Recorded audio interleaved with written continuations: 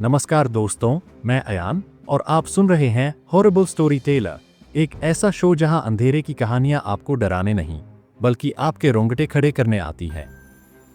आज की कहानी सिर्फ एक डरावनी दास्तान नहीं है, बल्कि यह एक सच्ची घटना पर आधारित है जिसे सुनने के बाद शायद आप रात में अकेले बाहर निकलने की हिम्मत भी न करें। गहरे जंगलों के बीच बसा गांव कालीपुर, जहां सूरज ढलने के बाद कोई अपने घरों से बाहर नहीं निकलता था। इस गांव की हवा में ही एक अजीब सा डर समाया हुआ था। लोग कहते थे कि यहाँ कुछ अदृश्य शक्तियां हैं जो अंधेरे में जागती हैं और जो भी इनके रास्ते में आता है उसे अपने साथ ले जाती हैं। कहते हैं कि यह सब वर्षों पहले एक तांत्रिक की साधना से शुरू हुआ था। उसने किसी भयानक शक्ति को बुलाने की कोशिश की, लेकिन वो अपनी साधना पूरी नहीं कर सका और उसी रात रहस्यमय तरीके से गायब हो गया। तभी से गांव पर एक अज्ञात श्राप मंडराने लगा। गांव वालों ने डर के मारे इस बारे में बात करना भी बंद कर दिया था, लेकिन कुछ घटनाएं ऐसी थीं जो धीरे धीरे इस श्राप को साबित करने लगी। एक रात गांव के युवक शेखर के साथ अजीब घटना हुई। उसे इन सब बातों पर यकीन नहीं था और वह इसे अंधविश्वास समझता था। लेकिन उस रात जब वह अपने घर में अकेला था तो अचानक खिड़की पर दस्तक हुई। ठक ठक ठक ठक। पहले उसने सोचा कि कोई दोस्त होगा, लेकिन जैसे जैसे आवाज तेज होती गई उसके रोंगटे खड़े हो गए।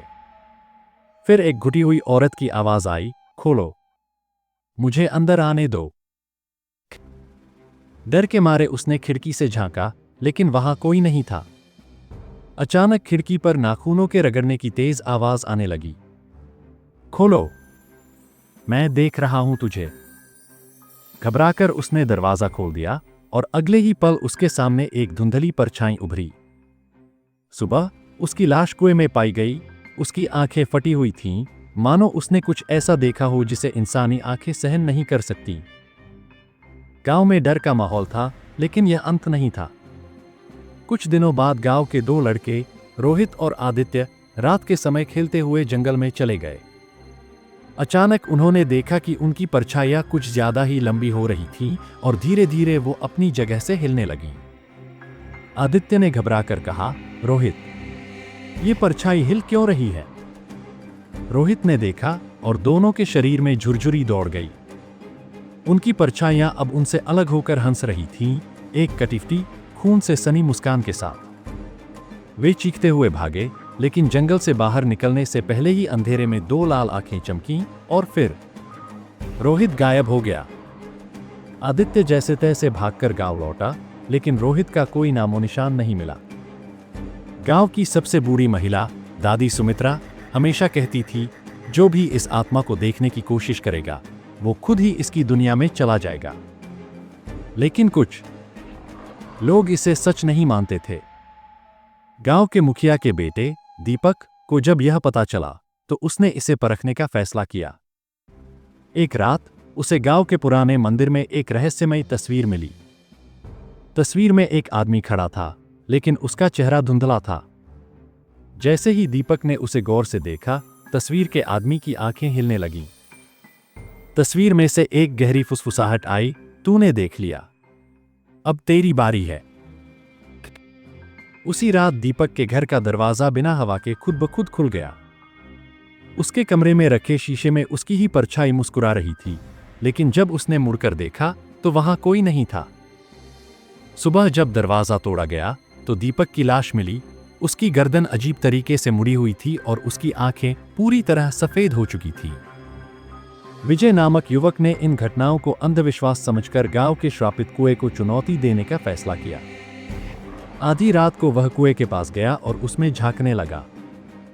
अचानक कुएं से एक औरत की आवाज आई, बचाओ, मैं फंस गई हूं। विजय को लगा कोई सच में कुएं में गिर गया है। उसने रस्सी डालकर किसी को खींचना शुरू किया। जैसे जैसे रस्सी ऊपर आ रही थी, उसे महसूस हुआ कि कोई भारी चीज ऊपर आ रही है। अचानक एक जली हुई, सड़ी गली लाश कुएं से बाहर आ गई। विजय की चीख पूरे गांव में गूंज गई और वह वहीं बेहोश हो गया। जब सुबह गांव वाले वहां पहुंचे तो विजय जिंदा था, लेकिन उसकी आंखें काली हो चुकी थीं और वह सिर्फ एक ही बात दोहरा रहा था, वो आ रही है। सबको ले जाएगी। धीरे धीरे गांव पूरी तरह खाली हो गया। जो लोग बचे थे वे एक एक करके गायब होते गए। आज भी कालीपुर के खंडहरों में जाने की हिम्मत कोई नहीं करता। लोग कहते हैं कि वहां रात को किसी के चलने की आहट आती है। कभी कभी कोई खिड़की पर दस्तक देता है तो कभी किसी की परछाई अलग होकर हंसने लगती है।